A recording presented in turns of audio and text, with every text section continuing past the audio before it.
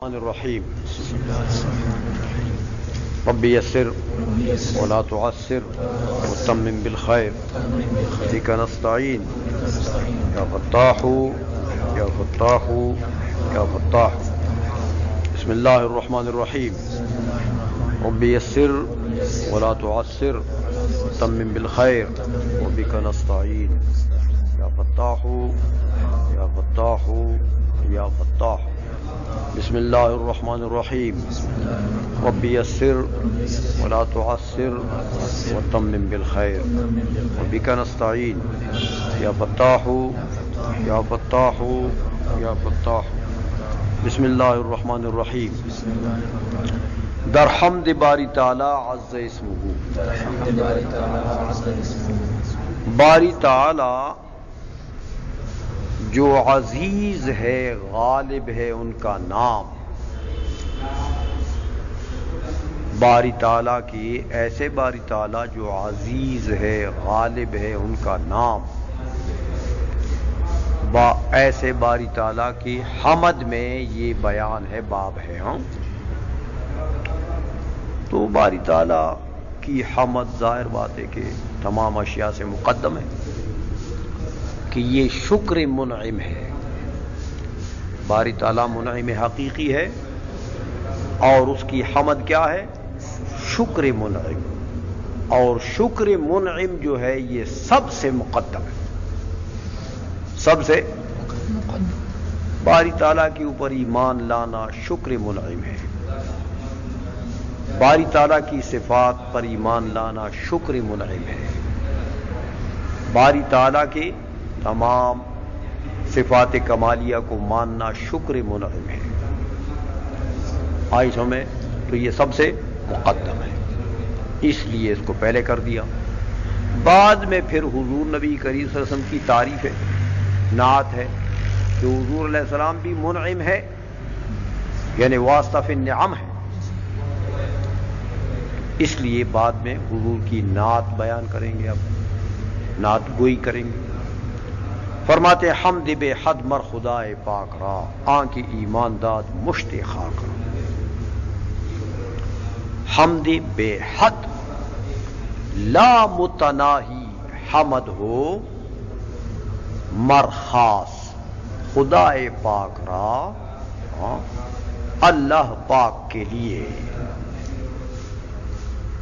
فارسی میں خدا کا جو لفظ ہے یہ اللہ کے اسماء میں سے ایک اسم ہے خدا آئی سمجھ میں بعض لوگوں نے پہلے زمانے میں ایک زمانے میں آپ کو یاد ہوگا اخبارات میں ایک شور برپا ہوا تھا کہ خدا کا لفظ بولنا جائز نہیں ہے وہ یہ جاہل لوگ جو ہیں بکواس کرتے ہیں یہ جو اپنے آپ کو یہ نہیں ہے یہ حجرے اور دفتر کے جو مجتہد ہیں نا تو یہ حجرے اور دفتروں کے مجتہدین جو ہیں وہ کبھی کبھی ایسے نئی نئی باتیں نکالتے ہیں تو کہتے ہیں خدا کا لفظ نہ بولو خدا حافظ نہ بولو اللہ حافظ بولو اخبارات میں بڑا شوشہ چلا تھا بھائی یہ فارسی لفظ ہے اور فارسی میں ہر لغت میں علیحدہ علیحدہ اسماء ہوتے ہیں سمجھ آئیے تو یہ فارسی لغت کا باری تعالیٰ کے اسماء میں سے ایک قسم ہے جیسے عربی میں مالکن رازقن رزاقن خالقن باری تعالیٰ کے اسماء ہیں وَلِلَّهِ الْأَسْمَاءُ الْحُسْنَى اسی طرح فارسی زبان میں بھی باری تعالیٰ کے اسماء ہیں دیکھو باری تعالی باری یہ عربی لفظ ہے لیکن فارسی میں بھی مستعمل ہے بارئن بمانا خالقن باری تعالیٰ کے اسماء میں سے تو حمد بے حد حمد جو ہے بے انتہا بے نہایا مرخاص خدائے پاک رہا اللہ پاک کے لیے ہے وہ اللہ آن کے ایمان داد مشت خاک رہا وہ اللہ جو ایمان جیسا نور دے چکا ہے ایک مٹھی بھر مٹی کو، مٹھی بھر مٹی کو ایمان کا نور دے چکا ہے۔ مشت خاک، مشت مانا مٹھی، خاک مانا مٹی، مشت بر خاک مٹی، مشت بر مٹی کون ہے؟ انسان۔ کہ انسان جو ہے وہ مٹی سے پیدا ہے نا، بخلق ابیکم آدم من تراب، کہ تمہارے باپ آدم علیہ السلام کو اللہ تعالیٰ نے مٹی سے بنایا، تو تم اگرچہ نطفہ آبا سے پیدا ہو لیکن تمہارا باپ تو مٹی سے ہے نا، تو سمجھو تم سب مٹی سے ہو۔ یا ایک روایت میں آتا ہے کہ جب ماں کے پیٹ میں بچے کا نطفہ فرشتہ گاڑا کرتا ہے نا، جو فرشتے مامور ہیں اس کے اوپر رحم میں، اس وقت ایک فرشتہ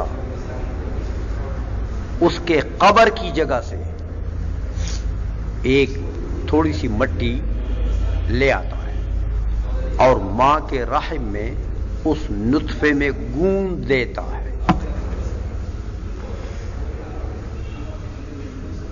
اس نطفے میں گوند دیتا ہے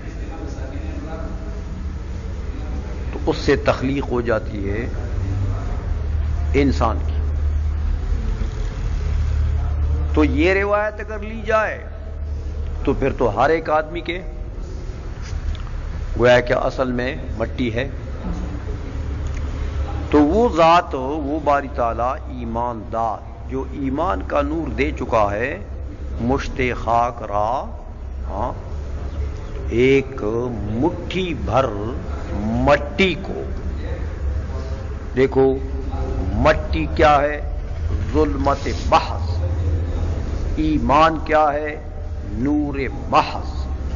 کیا عجیب شان ہے اس مالک کی، دو ضدین کو جمع کر دیا۔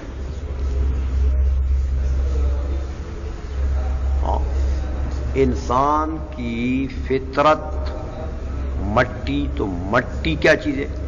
ظلمت، عنصر ہے نا، تو عناصر کیا ہے؟ ظلمات۔ عائشہ میں اور ایمان کیا چیز ہے؟ نور۔ تو نور اللہ تبارک و تعالی نے اس ظلمت کے اندر رکھ دیا۔ کیا شان ہے اس مالک کی، ایمان کا نور دے دیا۔ آنکھ در آدم دمید و روح را، وہ ذات بابرکات کہ آدم علیہ الصلوۃ والسلام میں پھونک دی اس نے روح کو، متحرک کر دی، یعنی پھونک دی آدم علیہ السلام کے اندر روح۔ دیکھو آدم علیہ السلام کا جسد مٹی سے بنا، فرشتوں نے مٹی سے بنایا۔ جب جسد مکمل ہوا نا تو شیطان آ گیا، بڑا خبیث ہے یہ بھی، ہر جگہ حاضر ناظر ہے نا، ادھر بھی حاضر تھا، آ گیا، دیکھا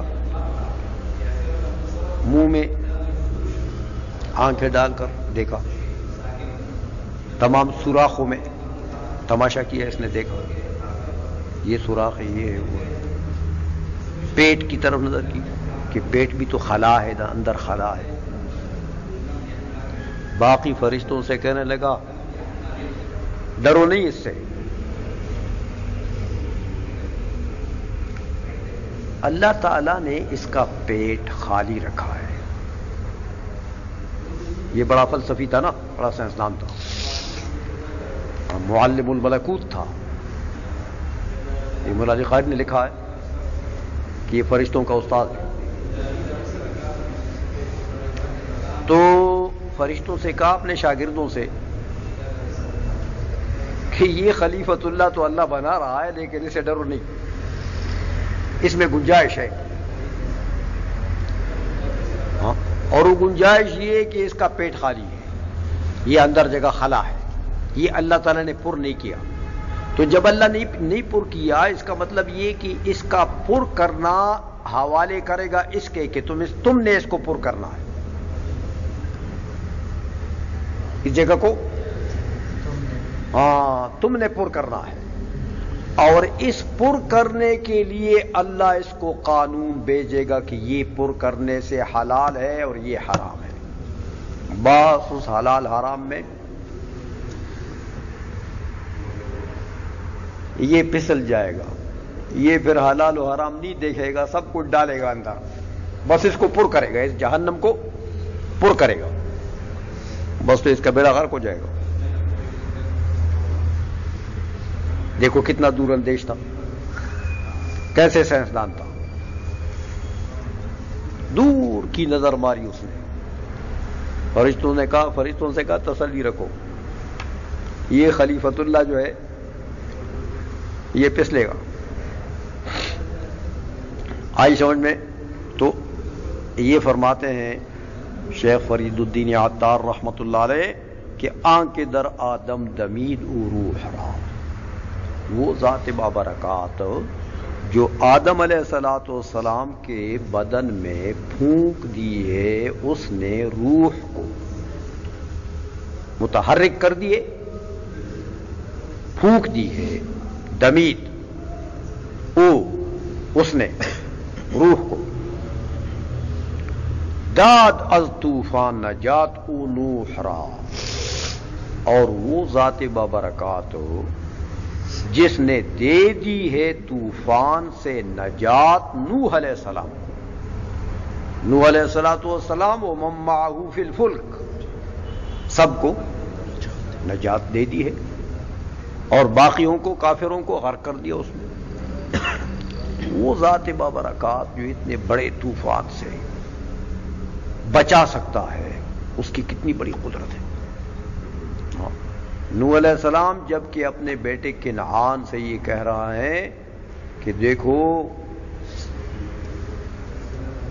یہ نہ کہو، کنعان نے اس نے کہا نا کہ میں چوٹی پر چڑھ جاؤں گا، پہاڑی کے چوٹی پر چڑھ جاؤں گا، جان بچا لوں گا، تمہاری کشتی میں نہیں چڑھ پاؤں.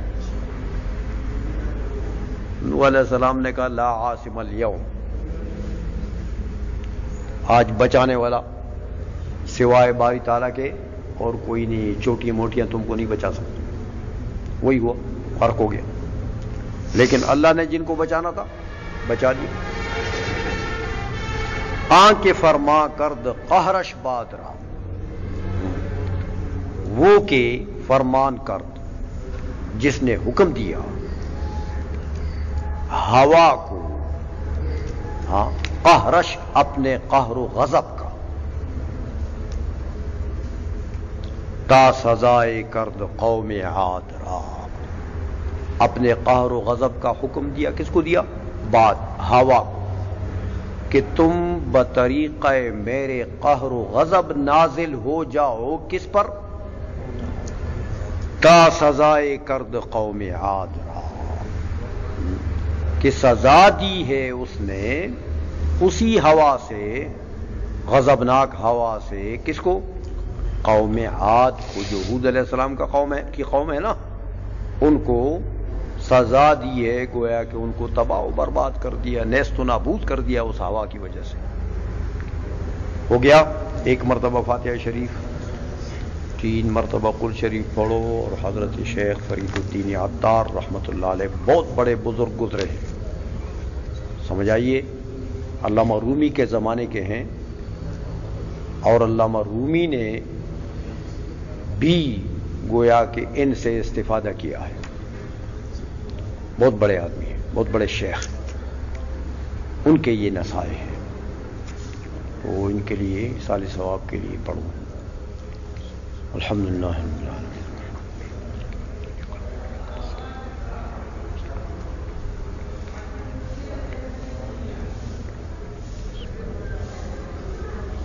قل هو الله احد الله الصمد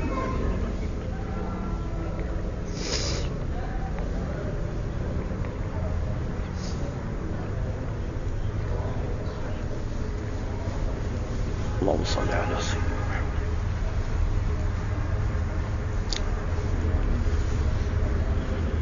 ثواب حضور نبی کریم صلی اللہ علیہ وسلم کی حضور کی وساطت سے صحابہ کرام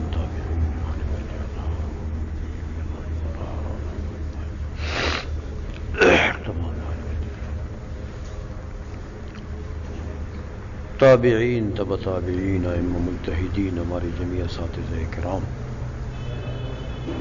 والدین اقارب و رشتہ دار بالخصوص حضرت شیخ فرید الدین عطار رحمۃ اللہ علیہ کے روح کا اس کا ساتھ